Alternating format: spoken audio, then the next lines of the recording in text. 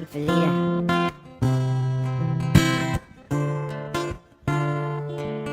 Hör mir zu. Yeah.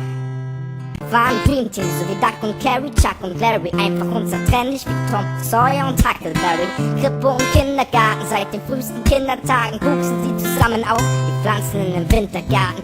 Sie waren nicht zu schlagen, sie waren einfach nicht zu toppen und zeigten alles von Klamotten hin zu Windpocken.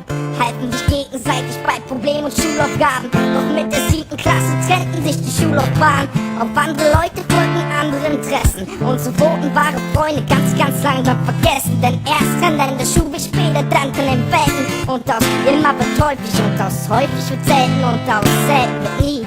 Das hat sie nur so weit getrieben. Chat, das Leben ist halt kein Spielfilm auf Pro7. Mal wachst du auf und alles sieht anders aus. Und du beginnst daran zu zweifeln wie ein Santa Claus. Menschen kommen und gehen, Menschen sind Lieder. Die einen bleiben evergreen und andere kommen nie wieder. Ob schlechte Kopie oder instrumental, ist egal. Denn gut gemachtes nennt sich original.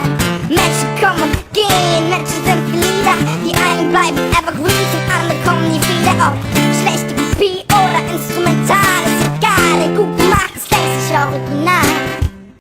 Sie war seine erste große Liebe, dieses Lächeln und die Sommersprossen. Sie haben sich jeden Tag gesehen und das vollkommen genossen. Hatten sich viel versprochen, planten den Traualtar, weil dieses Paar für dieses Alter einfach traumhaft war. Doch wie gesagt, sie waren jung und längst noch nicht so weit. Ihm fehlte die Erfahrung, ihr fehlte die Sicherheit.